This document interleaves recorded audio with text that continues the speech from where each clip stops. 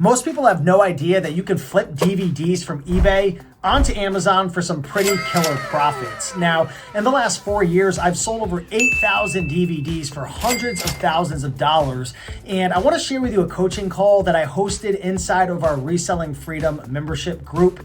Now, this coaching call is going to break down pretty much everything you need to know about buying DVDs undervalued on eBay and flipping them for a profit on Amazon. Also, inside of this coaching call, I'm going to share with you my counterfeit guide, how to prevent buying fake DVDs from eBay to flip on Amazon. I'm going to share with you my checklist, which breaks down like the ROI, the profit, the criteria, the ranks, like all the ins and outs that you need to know about flipping items from eBay to Amazon. I've got a lot of cool stuff that I share in this coaching call, and I want to bring this to everybody for free here on YouTube because there's just so much money that people can make flipping DVDs. And I know a lot of you guys are flipping books. If you're flipping books on Amazon, you should 100%, without any doubt, add DVDs. That should be the next category that you should flip. So hopefully you enjoy this replay from inside of Reselling Freedom. And without further ado, let's get into today's coaching call. Welcome everybody. Welcome everybody to today's coaching call. We're gonna have a little bit of fun and talk about reselling DVDs on Amazon. I love flipping DVDs. DVDs is probably my favorite niche to flip for many different reasons. Number one, similar to books, a lot of people don't think books are profitable to flip. They think they're junk. A lot of people think DVDs. Who would ever pay good money for a DVD, right? It's outdated technology. Who buys DVDs? Everything's digital. I see this on YouTube all the time. Who's going to pay $30, $40, $50 for a DVD? Well, believe it or not, a lot of people will. And in the last 3 to 4 years, I've sold over 8,000 DVDs. And in a couple of minutes, I'm actually going to start off this coaching call by proving to you some of the DVDs that you can resell.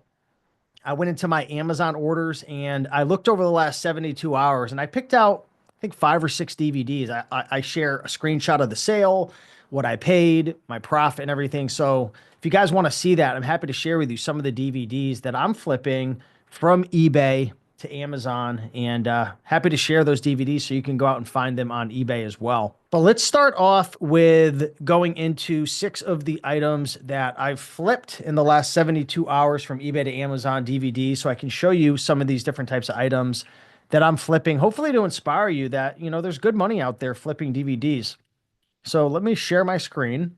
All right, so let's get into 6 DVDs that I've flipped, and then we'll get into, so pretty much, I guess I'll share how today's call is going to go. I'm going to share 6 items I purchased on eBay and sold in the last 72 hours. Made me over $100 profit with these 6 flips. So we'll go over that for a couple of minutes, and then I'm going to go over my sourcing criteria. Okay, so if you're interested in flipping DVDs from eBay to Amazon, I'll share with you guys what I'm doing. So I'll share with you like the minimum ROI, the profits, the different criteria with sales rank, some of the precautions, some of the do's and don'ts of flipping DVDs. And again, you know, from my experience, flipping over 8,000 DVDs, selling hundreds of thousands of dollars worth of DVDs on Amazon. Okay. And again, if anybody has questions during this call, raise your hand. If you go down below into Zoom, you can raise your hand and I'm happy to answer on you if you have any questions. Okay. Hello, Suzanne. Awesome. Chris says, just started using Replen Catcher. Did you ask the seller for an invoice? I would love to. All right, get right into it. Oh, and by the way, the picture on the right, can anybody guess where that is? The picture on the right with all the boxes, that's not my house. Nope, that's not my garage. That's my prep center. Yep, so that's my prep center in Ohio, a Little Owl Prep. So, yeah, I mean, you can have the items shipped to your house buying off of eBay, or you can have them shipped to a third-party distributor, or excuse me, a third-party logistics company. So that's actually a screenshot of Little Owl Prep, their warehouse. So, yeah, pretty cool, right? To see everybody's inventory. You can see all the eBay packages. If I zoom in, I don't know, no, I can't zoom in. But if you see all the different packages from eBay, you can tell which ones are coming from eBay. I bet you a lot of those are mine. Okay, cool. So let's get into some DVDs. So these are screenshots, guys, that I have taken. I took these like 30 minutes ago. So all of these items are from my account that I sold in the last 72 hours. All right. First one, Halloween 4. And let me know as I'm sharing these flips. Let me know in the comments if you guys have ever flipped these DVDs from eBay to Amazon or sold them from a thrift store. So Halloween 4, The Return of Michael Myers, and Halloween 5. So it's one of those split DVDs where both are on it. Okay, so if you take a look in the top right-hand corner, you're going to see the ASIN. So feel free to write that down if you guys want to go look for that afterwards. But you can see in my custom SKU, LO. Does anybody know what that stands for? Yes, Little Owl Prep. So in my SKU, I not determine, but I put it where the item's going to. So it's either home if it gets shipped to me and then I prep it and ship it, or LO for Little Owl Prep. So for this item, paid $47.63. We purchased this February 4th. And all because we purchased it February 4th, obviously it doesn't go for sale on February 4th because we have to buy it on eBay. Then it gets shipped to our prep center. So that could take anywhere from 3 to 10 days. Then the prep center has to open the boxes, collect enough items within my batch, and then make a shipment and send it to Amazon. And then once you send it to Amazon, it's not officially checked in until they receive it, and then they check it in, which could take anywhere from 3 days to 2 weeks. So you'll be able to kind of get a feel based on my custom SKU how long these items took to sell. So paid $47.63 for this brand new sealed DVD. Purchased it on eBay February 4th. Did I purchase it? No, my virtual assistant did. Big shout out to Jane. And you can see that we sold it for $105.07. So if we go to the bottom left-hand corner, I took a screenshot from SellerAmp. SellerAmp essentially breaks down all my fees and expenses, and you could see the ROI and profit. So paid $47.63, sold it for $105.47. That was a $32 profit, 69% ROI. This item only sells around 4 times per month. It was a 21,000 rank at the time of taking the screenshot, but not bad at all, right? Put $47 in. Again, I know, it's not a dollar or two like at a thrift store, but I'm putting my money into what I like to call an asset. And I'm not just randomly buying it. I'm buying it based on certain criteria, which I'll dive into. But yeah, took 47 in about a month, turned it into 32%, $32 profit, which is close to 70% ROI. Let me know in the comments down below, guys. Would you be happy turning $47 into $32 within less than a month? And that's what I love about DVDs. And I'll go in a couple of minutes into my sourcing criteria, how many competitors I like to compete against, my different ROIs, profits, minimum prices that I like to flip on Amazon. But yeah, let me know if you would flip this item. And how did I source it? I sourced it with Replen Catcher. So if you guys haven't heard of Replen Catcher, it's a tool that I've developed about 2 years ago. I released it about 6 months ago. I've been a little quiet about it because we're obviously improving it, fine-tuning it. But it's what a lot of users or a lot of E2A flippers nowadays are using, Replen Catcher or Flip Mine. That's another tool that I started using, but of course I use Replen Catcher now 100%. But and I'll show how to use Replen Catcher later, but pretty cool flip right here. Let's get into flip number 2. What's funny? I was looking at this, and people are going to think that I bought my own item. It says buyer's name Steve. I promise you I'm not buying my own items. But this is a DVD right here. You can see the picture. TCM Greatest Classic. I've flipped so many of these DVDs. If you guys are looking for DVDs on eBay using Replen Catcher, these TCM Greatest Classic film collections do very, very well. There's a whole bunch of different ones. Paid $17.63 on this DVD. Bought it in January of 2025. Just sold recently, so maybe 5-6 weeks for it to sell. Took a $17 investment, turned it into $41.99. After fees, expenses, paying my team, $10 profit. 59% ROI. And again, you're not going to get rich flipping a single DVD, but this is the power of DVDs. You only have to buy one. And guess what? Once it sells, just go back on eBay and replenish your inventory. So this is how I run my business. If you were to look at my Amazon store, right now I have about 350 items in my Amazon store. A lot of DVDs, board games, toys, electronics, tools, items like that. I flip 99.9% new items just because I have a prep center.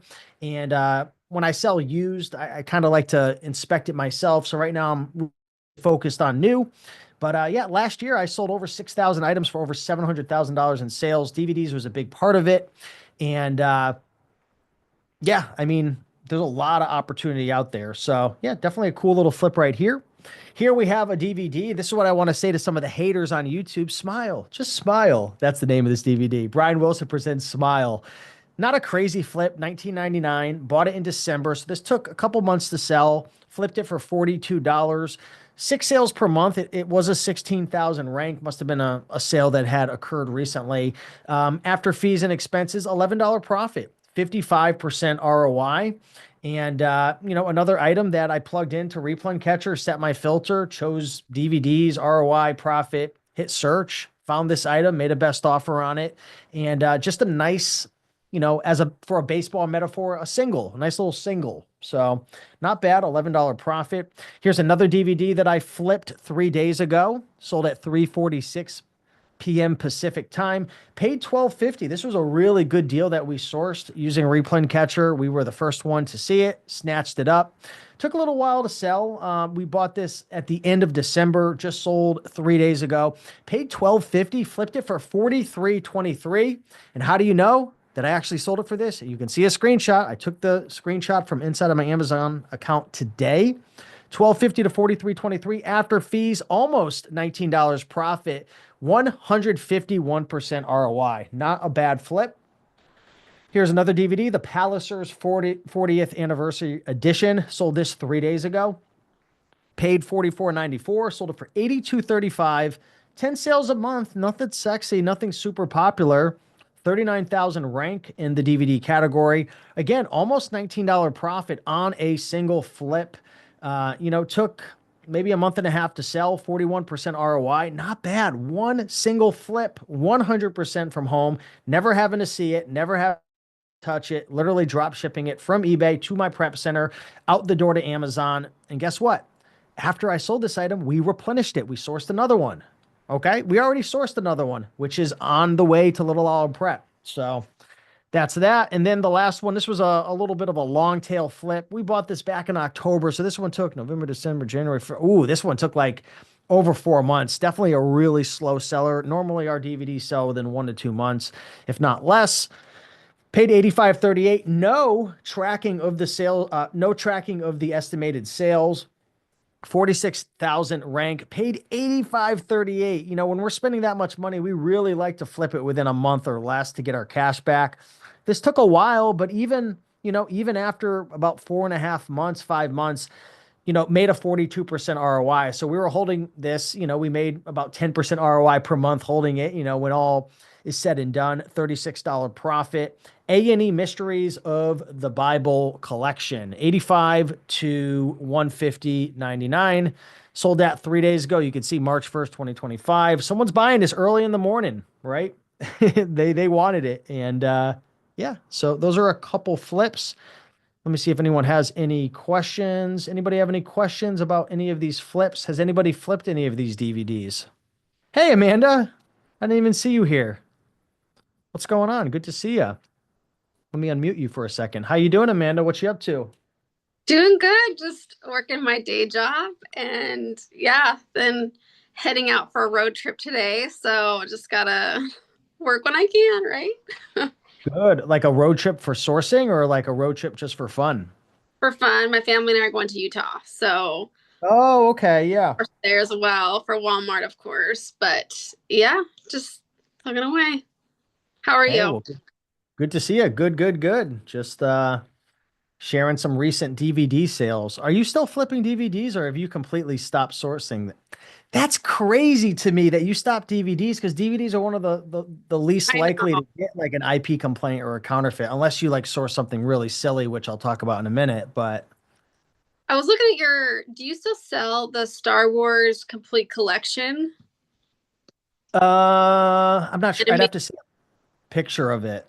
Okay, I'll have to But send you of it to see if you're still flipping that one because I think that one is highly Counterfeit, and so that just makes me nervous because I saw that you had one in there. I wasn't sure the picture was the same or not. So Yeah, the one I flipped, and it was funny before I shared this, I was like, I better make sure I'm not sharing like any DVDs that like are going against my rules because I make mistakes from time to time because I don't source anymore. I have rules that are set up for Jane and Gia, my virtual assistants. So I was like, I better make sure like I'm not sharing any DVDs that people shouldn't buy because I make a mistake from time to time. But no, that one only had like 4 sales per month. Like it was slower seller. It wasn't like a super fast flipping one. So I don't think that one was highly likely, but I know there's some Star Wars that are a little bit risky if they're like really popular. yeah, because So the one I'm thinking of isn't super popular. It's just sold a lot on eBay, and so that's was the red flag for me. It's not a fast selling on Amazon. It's just a fast selling on eBay, which is crazy. yeah, interesting. All right. Well, that's a good segue into the next topic because I'm actually going to talk about like some of the counterfeits and things to look out for. So I'll jump right into that. Thanks, Amanda, for coming on. Blaine says, awesome. That sold for a good price. Yep. Adam says prep center. Are you using a prep center, Adam? Can't remember if Adam's using a prep center. All right, so let's get into the next segment of today's show. Give me one more, guys. I'm going to pull up a document that I want to go over with everybody that I think can really help you. So I've created a document, and if you guys want it, I can put a link in the comments below so you guys can check this out with me. But essentially, I created a little cheat sheet. It's called my DVD sourcing criteria for eBay to Amazon flipping. So as I'm going through this, if you guys want it, just comment link. I'll drop a link down below for everybody. But I want to talk about my sourcing criteria. So when it comes to flipping items from eBay to Amazon, there's certain criteria that I follow with like my minimum profit, my minimum ROI, my minimum sales rank, the minimum amount of monthly sales that DVD is flipping per month. And then I also have a criteria for like the Amazon price because I don't really want to flip items that are only selling for like 25, 26, $30, just because you have to pay so little for it on eBay. And, you know, when you're selling like DVDs or just really any item for like low ticket amount, like 20, 25, $30, the fees really eat up a lot of that profit. So I like to flip higher ticket items. So I'll share that in a couple minutes. Then I'm going to share some criteria or some tips for when you're analyzing deals with Keepa. So I have certain things that I look for on Keepa in terms of like the offer counts. There's certain things I look for in terms of the buy box price and how it moves from the past to the present. Inflated buy box prices and history. I'll talk about that. I'll talk about like consistency with sales and how to avoid like traps. Like there's items that look very profitable right now, but it's actually a trap. And I'll talk about like how to identify that and how to avoid that. I'll talk about buy boxes that are suppressed buy boxes, buy boxes, buy box. If the buy box is suppressed, I'll talk about that. I'll talk about if Amazon's on the listing, the amount of sellers, and then some cautions in terms of like counterfeits and things to look out for. So just comment the word link down below, and I'm happy to share the link if you guys want to see this. But I'm going to cover this with you guys right now. Okay. All right. Everyone's asking for a link. So I will get that and I will share that. Give me 2 minutes, guys, but let's get started and I'll share that link for you down below. All right. So if I flip an item from eBay to Amazon, can anybody guess what's my minimum profit? And I'm talking about after I pay my prep fee, which is about $2. It's a little less, but I just put $2 per item to get it prepped.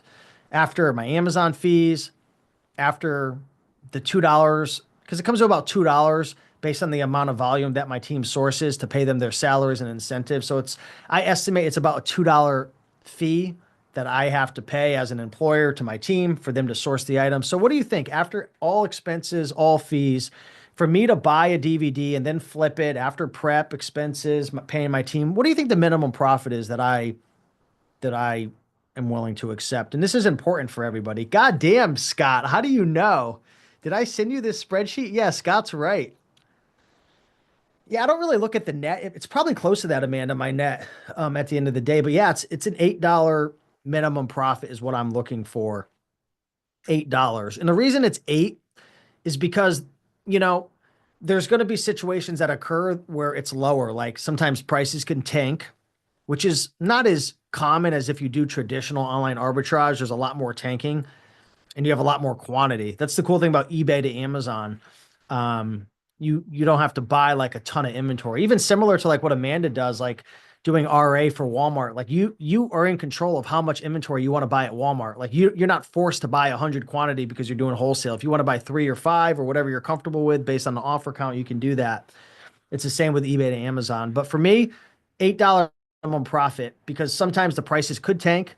Sometimes the items could get returned. Amanda knows all about that nowadays. Sorry, I had to mess with you. You're the one who told me your return rate recently, but um yeah, I mean checkmate flips, you haven't overcome checkmate flips from 2022, but I love you, Seth. So there are returns. I would say the return rate. Can anybody guess what the average return rate is if you're flipping DVDs from eBay to Amazon? And this is from like 4 years of experience for me personally. Mine's lower than that. Maybe it's because I do new. It's about 3.5% for me for new DVDs, which is very low. It's probably a little bit higher than used books. I think a lot of used booksellers is around like 2%, 3% maybe. I don't know. I'm curious, Amanda, what your return rate is with those book mine textbooks you're flipping. Maybe textbooks I feel like might be higher, but maybe it's lower. I don't know. I'm curious if you know what your return rate is for books. But yeah, it's about 3, 4%, I would say. So, that's part of the mix of like wanting an $8 profit. Cause if I sell 100 items, that means, and I sell new. So the thing that sucks about selling new is 80% of those items, they opened them up, played them, enjoyed them, and send them back used, worthless. Whereas with like Amanda's books or Joji and Victor, they do a lot of books. If you get a return, you could resell it and typically recoup back the value as long as you didn't miss like that seasonal spike. I know a lot of these guys are doing these seasonal spike flips. And if you miss season, now you're holding on to that inventory for another 6 to 12 months. Okay, Amanda says 6% for books. So there's that, right? So there's some price tanking. There could be returns. Some items just don't sell. Sometimes Amazon loses your shipments, right? Sometimes an item has a high pricing error for some reason, or they suppress it, or you get gated. So that's why I like to have an $8 profit. If things happen, worst comes to worst, I'm still okay. That's why I don't recommend doing like, I'd be fine making $4 to $5 per flip from eBay to Amazon and thrifting and stuff, but that's in a perfect world. So normally, things aren't going to go as perfectly planned. So, yeah, so that's that. My ROI, can anybody guess? What do I typically want for an ROI? And pretty much what ROI is like, think of it this way. If I spent $100 on an item, I'm just going to use round numbers. If I made $30, that would be a 30% return on investment. So, how much money, how much profit am I making based on how much money I'm spending?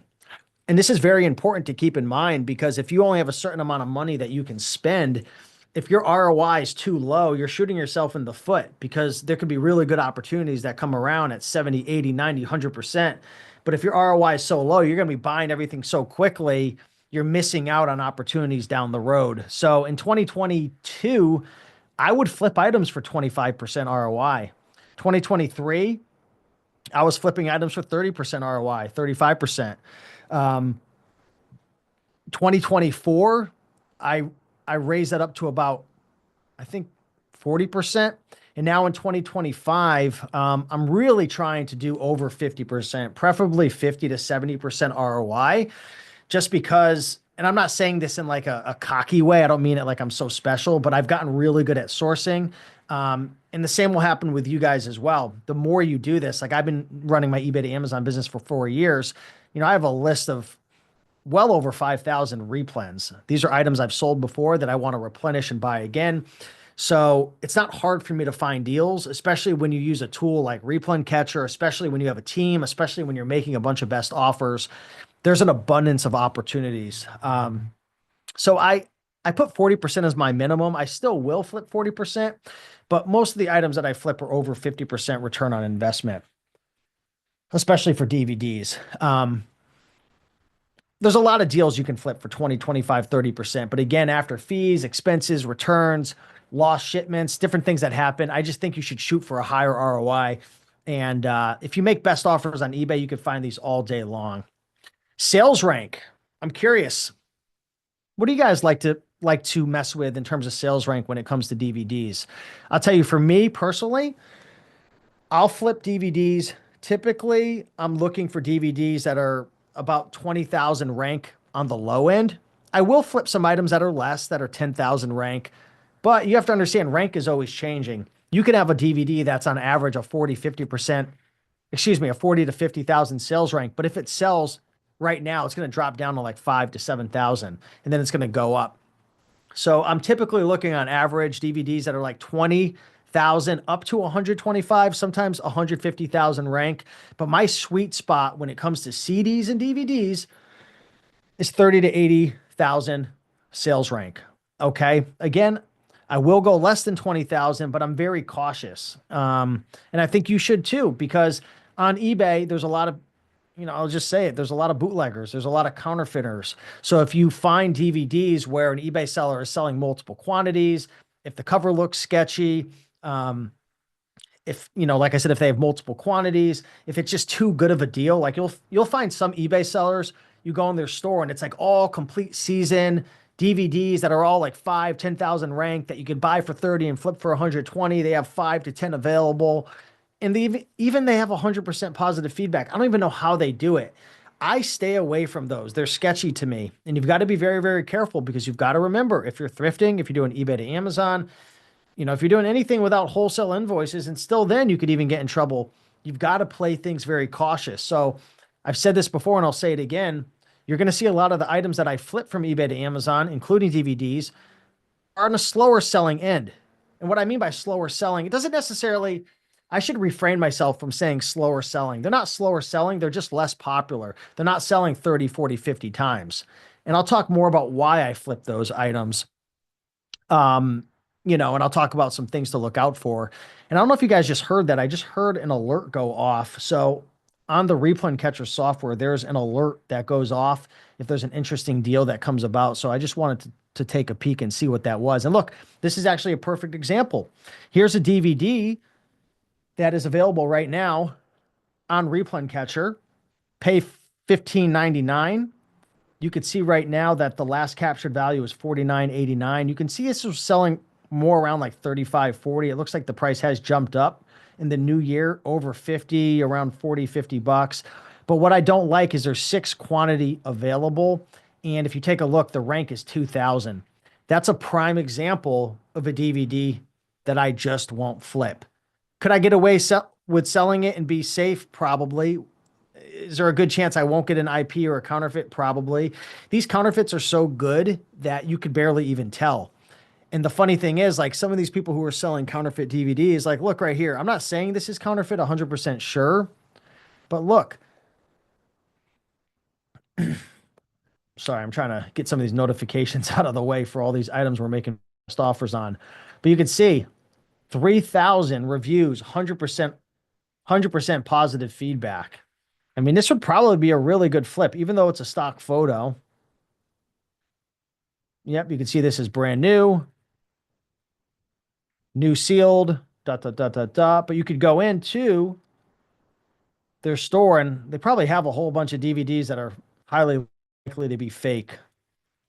I'd have to do some more research. This might be an exception because this actually looks like a thrifter. They're selling a lot of clothing, which is interesting. But why do a stock photo? Why not take a picture of it, which is interesting? Do they have any pictures? See, I just stay away from items like that. It's just too risky for me. Okay. Let's see. Was I sharing my screen? I wasn't even sharing my screen. God damn it. What a rookie. Where's Tony? Tony, you got to call me out, girl, when I am making a rookie mistake. Like I haven't been doing this for 10 years. Tony gave me the thumbs up. She's like, shut up. It ain't my fault. You're an idiot.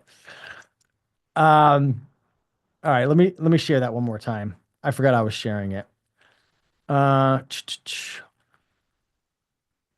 Yeah, so this is what I was showing with you guys on Replen Catcher right here. This item has 6 quantity available, $15.99. Flip it for possibly $40 to $50. But it's got 100 sales in the last 30 days, 2,400 rank. It's just sketchy. Even though they have a really good reviews right here, I don't trust them. And if you go into their store, they have a bunch of items that could be possibly counterfeit. I'd have to do some research, but I don't take risks on items like that. So I'm going to pass on this item. Okay, there we go. I did it right, Amanda? There we go. Gary says, I bought the complete Twilight Zone for 50 on eBay when it was showing past buy box on Amazon between 99 to 149. When I list it there, I've sold that before, by the way. When I list it there, there were no more new ones, and some joker sold his for 35 last month. Now they give me a high pricing error for anything over 70. How would you handle it?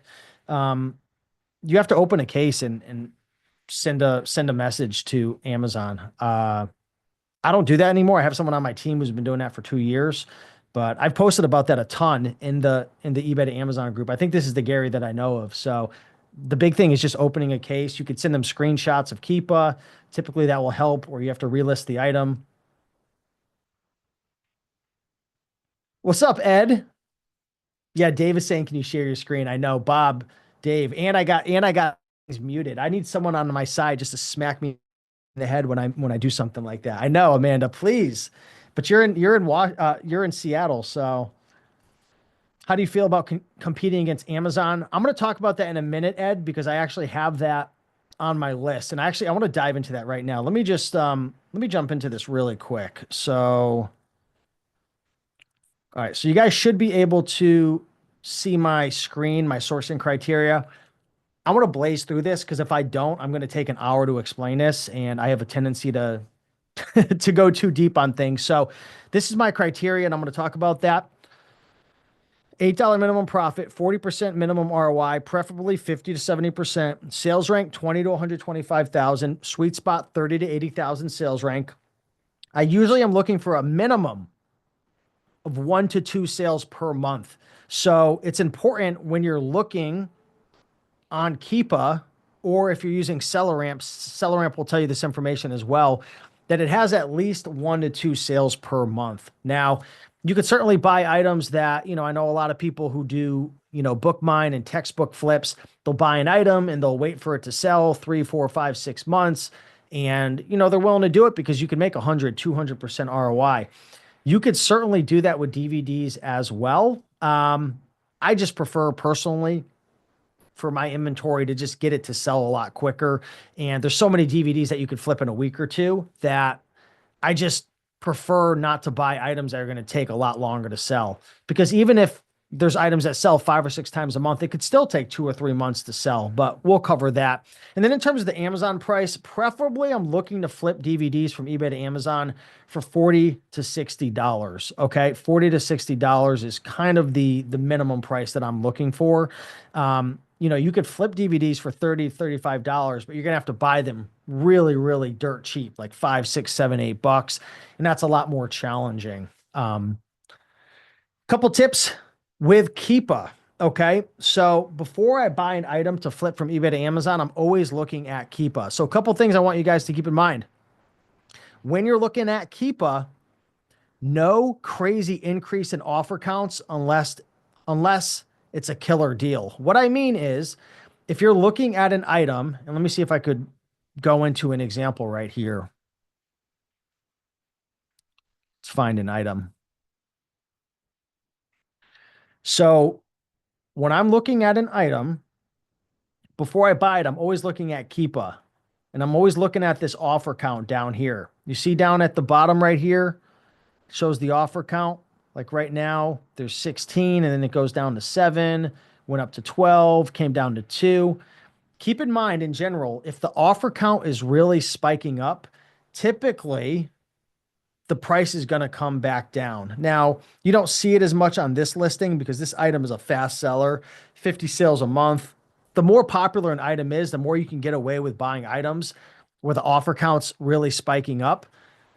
But typically, in general, if the offer count's really high, like right here back in July, the offer count was 17 offers. And look, the buy box was at 22 versus down here, the offer count was 2, and you can see the price was at $55. So there's a correlation.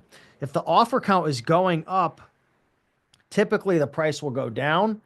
And if the offer count, the number of people selling on the listing, is going down, typically the offer count will increase. Now, that increase or decrease will be more or less dramatic based on how popular the item is and how often it sells. So if you have an item that's only selling 3 times per month and the offer count has quadrupled, you can almost guarantee the price is going to go down. And can anybody guess why the price is going to go down? Yes, it's because sellers are competing with one another, repricers are attacking one another. One guy undercuts the next girl, and then the next girl undercuts the next guy, and then it's just this, you know, trend that can sometimes get out of control.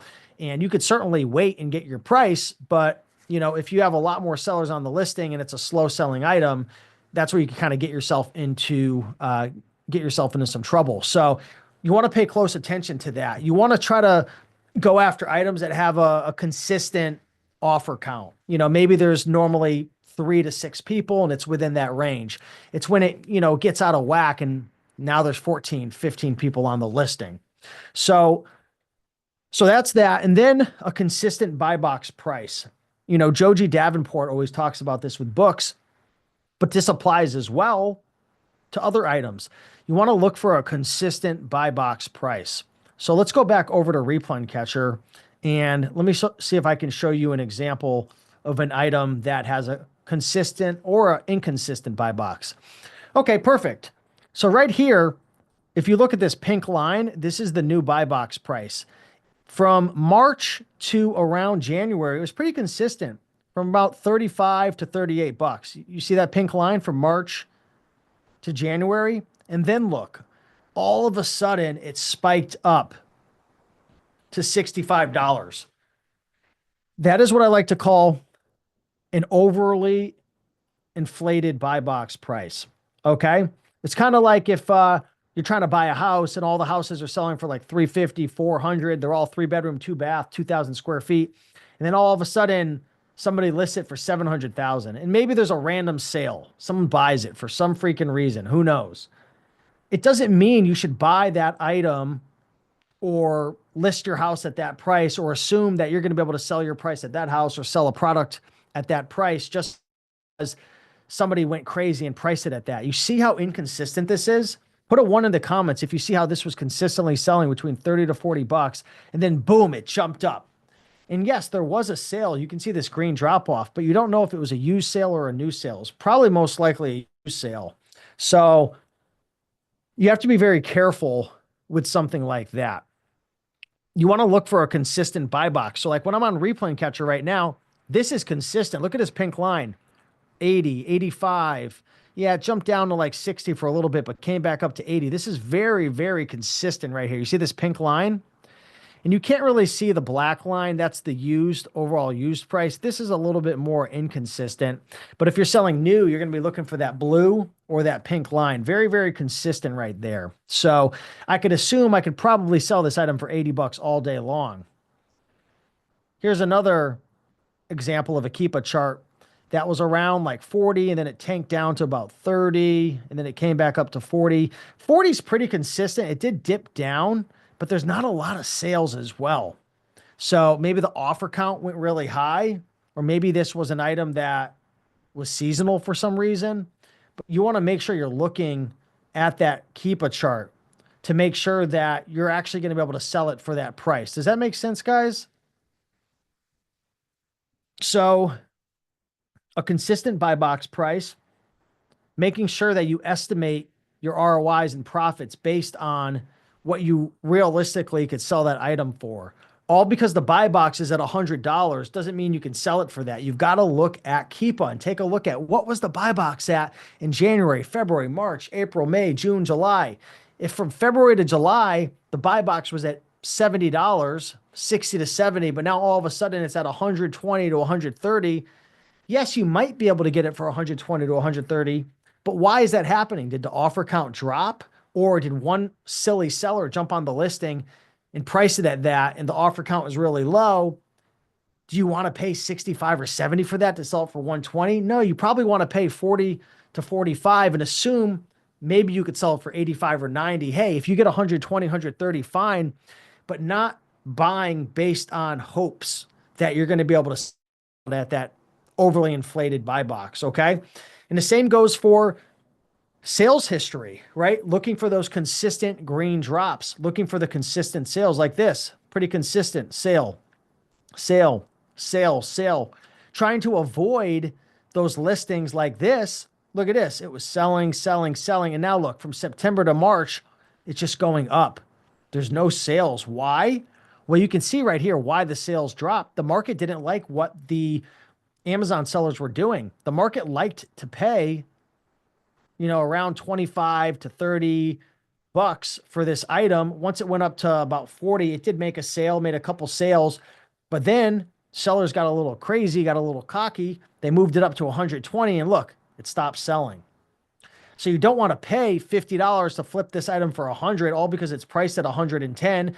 Replen Catcher might even tell you that. Yeah, Replen Catcher's telling you sell it for 110 because that's the last captured value. But you can't trust any of these softwares. You have to use Keepa to verify it and then make that decision. Plus, you can see right here, this 189,000 rank. There's been no sales in the last month because the prices have gotten jacked up so much. So let me know in the comments, guys, does that help at all to make sure that you are double checking that you're looking for a consistent buy box, that you're looking for consistent sales, that you're not buying items based on overly inflated buy box prices? And this is one of the mistakes a lot of people who do thrift stores and use Scout IQ and Scoutly, the mistakes they make is, well, the good news is they're only paying $1 or $2 for books, so they don't get hurt as much.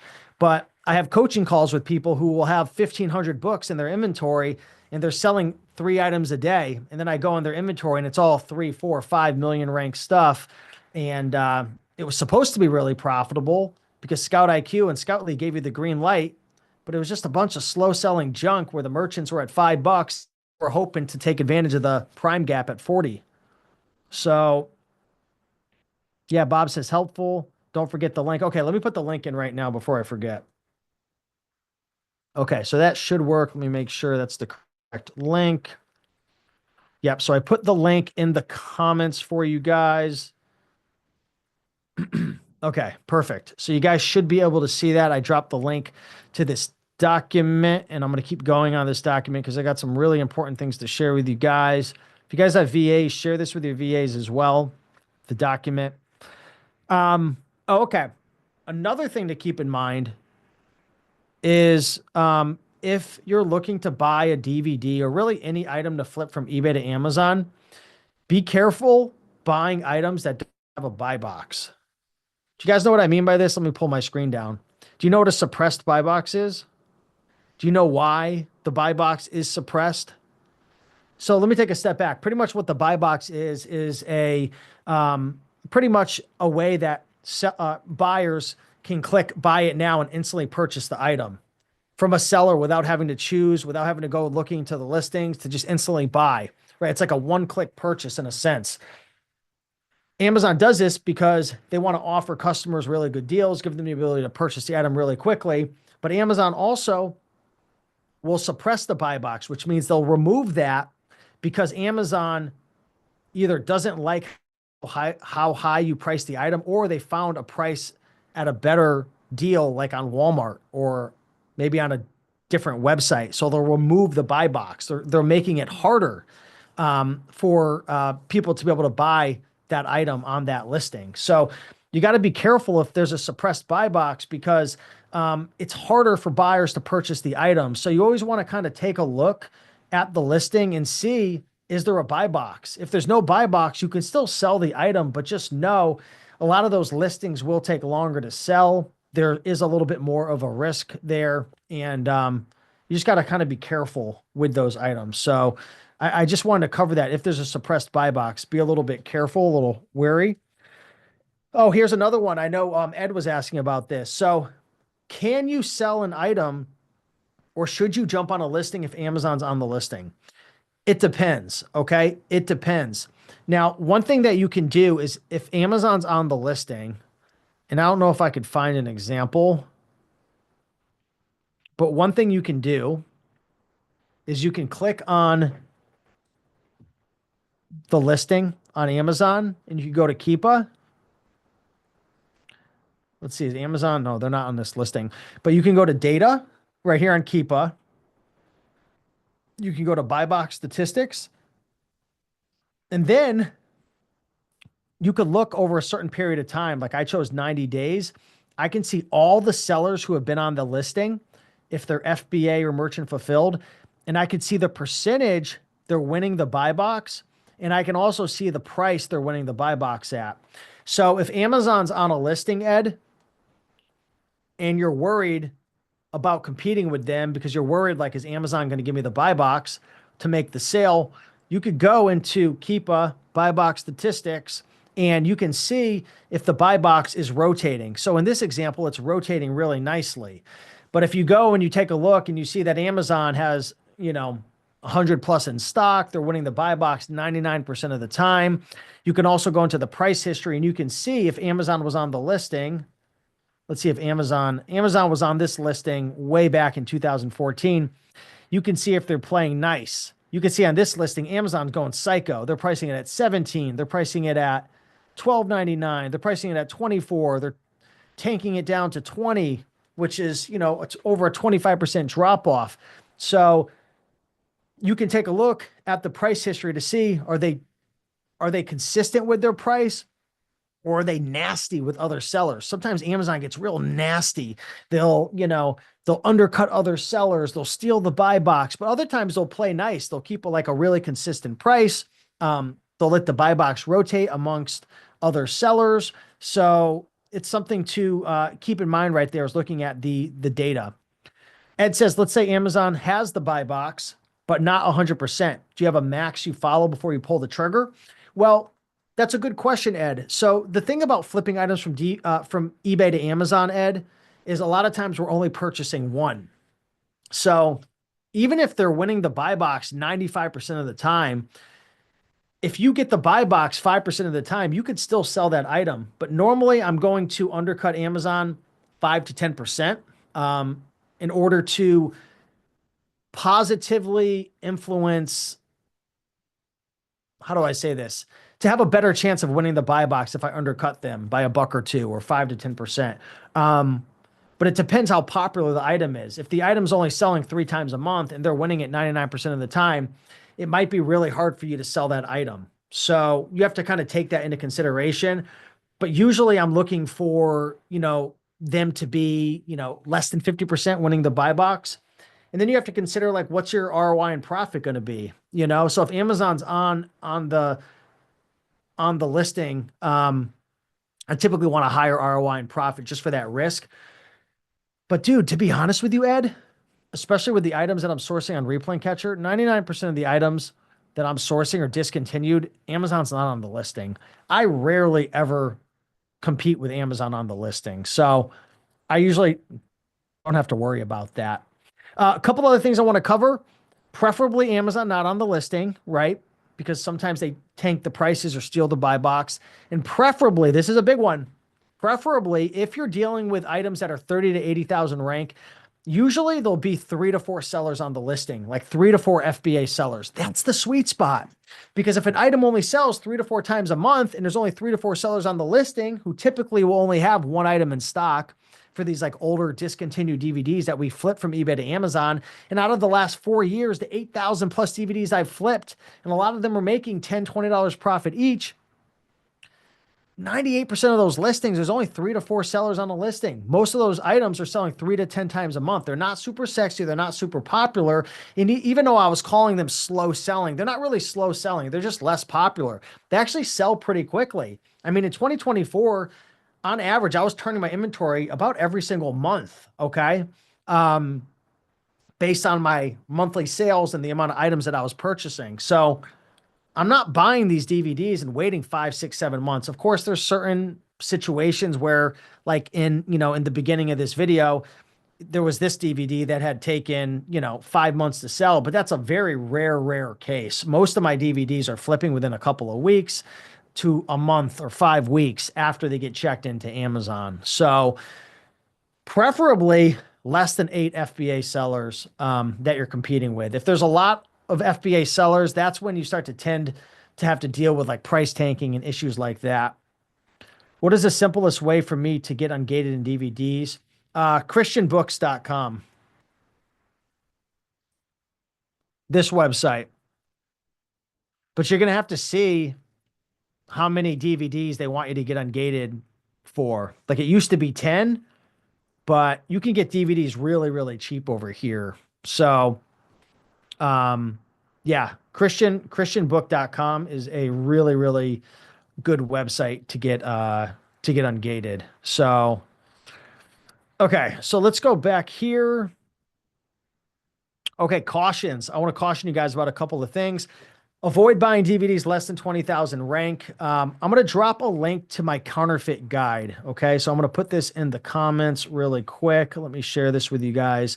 I have a whole entire guide I wanted to give you guys that essentially, and I'll kind of share what it looks like, but it's a whole guide that kind of breaks down how to avoid, sorry, let me do this a little faster, how to avoid like bootleg DVDs, what they look like, words of caution, like warning signs, different things to kind of be on the lookout for, sales rank, examples of fake DVDs. So if you guys want this, put a 1 in the comments. Happy to share this with you guys right now. But yeah, it's like a whole entire guide that kind of shares things to look out for in terms of counterfeit DVDs. Yeah, so I mean, there's quite a bit to it, but let me drop that in the comments for you guys really quick. There you go.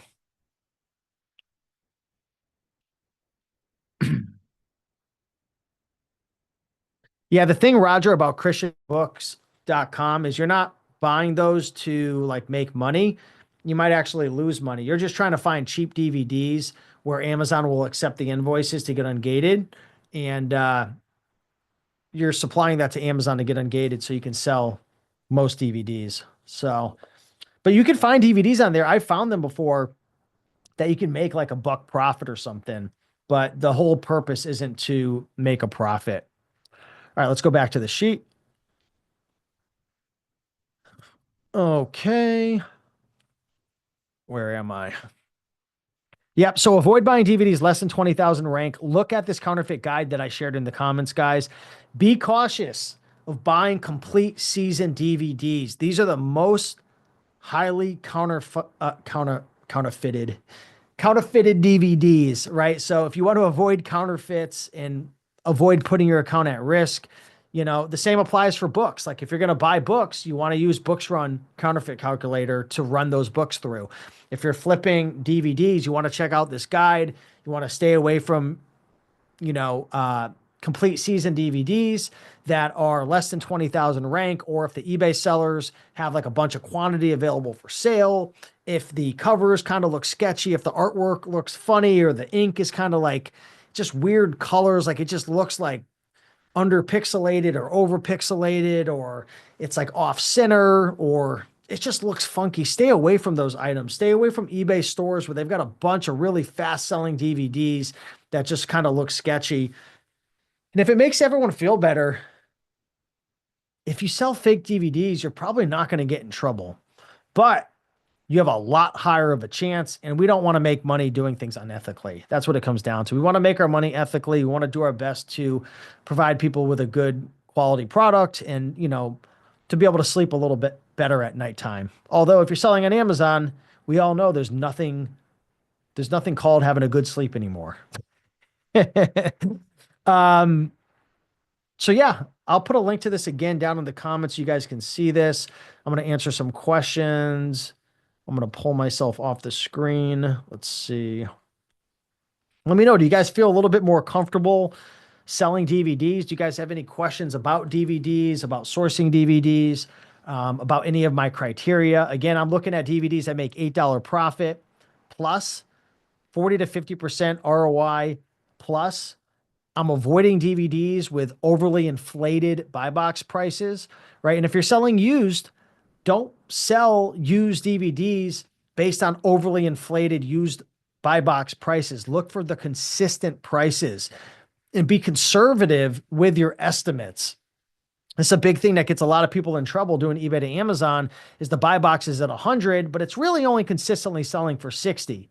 And then they pay 50 trying to sell it for 100 when really it's a $60 to a $70 item. They should have paid 25 or 30. So you've got to get really good and you've got to get very comfortable at reading the Keepa charts. And Keepa is not as complicated as we all make it out to sound. Really, there's only a couple things I'm looking for on Keepa. I'm looking at the sales rank drops and I'm looking at the pricing history. Now, I know there's a lot of different colors and a lot of different lines, but if you're a used seller, you're looking at the overall lowest used price, that black line, and you're looking at the buy box. If you're a new seller, you're typically looking at the blue line, which is the overall lowest new, or the pink line, which is the new buy box price, and you're looking to see if Amazon's on the listing. So don't overthink things. You guys have to understand it's a very simple business, what we're doing. We're looking to buy items undervalued, and we're looking to sell them at the market rate on Amazon. But in order to sell an item at the market rate on Amazon, you have to understand how to interpret what the market is willing to actually pay. And the way you do that is you go into Keepa and you look at what has the buy box been winning at before? What has the price been at before? Because there's a good chance that if an item is sold $40 used in the past for 3 to 4 or 5 months, you're probably going to be able to get that. Hey, you might be able to get 50 or 60 or 70. And I know Amanda deals with this a lot too. And I'm sure, Amanda, you probably deal with this struggle with your team, making sure that they don't overpay for items, making sure that they're buying at prices to sell it at the true intrinsic value, not overpaying on an item, hoping to be able to sell an item at a really inflated price. Yes, guys, I need you to understand the prime gap, exploiting the buy box, especially for new nowadays, is a real thing. You can certainly sell items for 20, 30, 40% more than merchant sellers. Now for used sellers, I don't know, because I know there's a big used buy box issue right now. I'm not really sure. Some people are saying it's the end of the world for used buy box. Some people are saying there's no effect. I don't know what the truth is. I sell new. My buy box, my prices are completely fine. I don't have any issues with that. But the big thing, we can't overcomplicate things. It's very simple. We're buying items undervalued and selling them at their market rate on Amazon. So use Keepa to take a look at what has it been selling for in the past and what is it now, and then look at the offer count. Is it going up? Is it going down? Is it trending up? Is it trending down? And really, we're not trying to overcharge people. We're just trying to get the fair value on Amazon. That's really the main goal. What's up, Dave? You have a special knack for teaching, which I appreciate, Steve. Very helpful training, especially as I consider adding DVDs. Well, thank you, Dave. Thank you, Dave. Again, just keep in mind, you're trying to buy undervalued and resell it at the true value. How do you know what the true value is? Keepa. We're so lucky to have Keepa. You know, eBay sellers, it's kind of challenging. You have to go into what's known as the sold listings on eBay. And there's a million different listings. On Amazon, if you want to sell a particular product, I'm looking for a product that I could show, maybe this product right here, it's all going to be under one listing. Same with Walmart, right? Everything's under one listing on Walmart, or is there multiple listings? Typically under one listing. Some people build multiple listings, but everything's under one listing. So that's why, like, people say, like, why are you able to buy items on eBay for so cheap and then sell it for so much more on Amazon? Well, there's a couple reasons. Number one, people trust Amazon a lot more. Free 2-day shipping, hassle-free returns. I know eBay has that as well. But a big part of that is all the traffic for interest in a particular product is all into one listing. So all the interest, all the traffic, all the people who are interested in this one item, there's only one listing on Amazon. So that makes the price raise up, in my opinion. Whereas on eBay, if I want to buy this, there's like a million listings. So everyone's competing and fighting. Like, it's not one strong entity. It's kind of hard for me to articulate. I don't know if that makes any sense. But yeah, I don't know where I was going with that, but hopefully that made sense. Bob says, I don't think Amazon ungates. Sorry, I'm trying to read it. It's cut off. There's like something blocking it. I don't know if Amazon ungates the whole category. No, there'll be certain ones that they don't, Bob, like certain brands within the DVD category. Like some people could still sell DVDs, but they just got gated in Universal. I haven't been gated on it. I don't know why. Maybe it's coming soon. I can sell a lot of DVDs, but I still occasionally have to apply for a particular item. But sometimes they want a 10 quantity, even 100. Yeah, it's getting harder. I've been telling people for years now, Get ungated in as many products as you possibly can because it's only going to get harder. What I didn't predict is that Amazon was going to come around and say, well, we're going to ungate you now, and we want you to prove by sending us 100 or 300. Yeah, you're looking real pretty over there, Amanda, but Walmart, it's coming maybe in 2 or 3 years. It's funny. Um, but yeah, I don't know if this stands true for DVDs, but I know for books, like if you're a new bookseller, you're going to be gated in like 90% of the stuff. But as you sell more volume, they start to like auto ungate you, or you could apply and get ungated a lot better because they trust you more, right? They extend out your leash, right? Amazon treats us like dogs. All right, we'll let you leave your yard for a little bit. Um, but I think the same's with DVDs where, you might be gated on a lot of things, but as you sell more and more, maybe they trust you and they allow you to sell more like brands within the DVD category. Okay, Amanda sent that item over. I want to scan that with my phone. I want to see how popular of an item that is. The big thing I'm looking for is I'm looking for like I'm making sure it's not selling like 30, 40, 50 times a month, but I'm also looking the heck? It didn't show up. But I'm also looking to make sure the eBay sellers don't have like multiple quantities and tons of sellers selling multiple quantities. I don't know. It's not pulling up in my Amazon thing, but that's what I would look for. How do you know it's highly counterfeited though? That's my question. Is it because there's multiple eBay sellers or are you listening to IP alert? Because I would not listen to IP alert with DVDs. They can't be trusted. Um, Ed says I've sold DVDs, but still can't sell Sony. Got to double check. Yeah, there's even some Sony I can't sell, which is weird. But you sell what you can sell. And cool thing, good news is coming very soon with the Replen catcher, we're going to be allowing everyone to integrate with their Amazon seller account. So you'll be able to know if you're gated or not instantly without having to click any buttons. So that'll be nice. But the point I'm trying to make is when you're flipping items from eBay to Amazon, if you're selling books, DVDs, there's hundreds of thousands of ASINs that you can flip. So if you're gated, then whatever, you're gated. Move on to the next item. I know it sucks being gated on a good opportunity, but it happens to me too. Oh wow. Amanda says multiple returns saying it's fake. Well, that if that's not a sign, then I don't know what is. Yeah, you definitely don't want to be flipping that then. So yeah, I'm trying to think if there's anything. Oh, interesting. Interesting, Amanda. Thank you. Gotcha. That's good to know. Yeah, so you just got to be careful. I don't know if that was the same item. Was that the same item that I was flipping before? Let me see. See if I'm a hypocrite or not.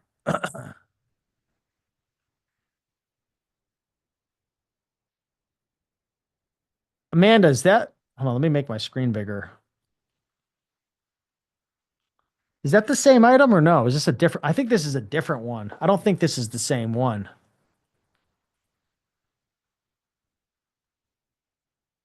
Okay, good. Woo! I'm not a fake guru today.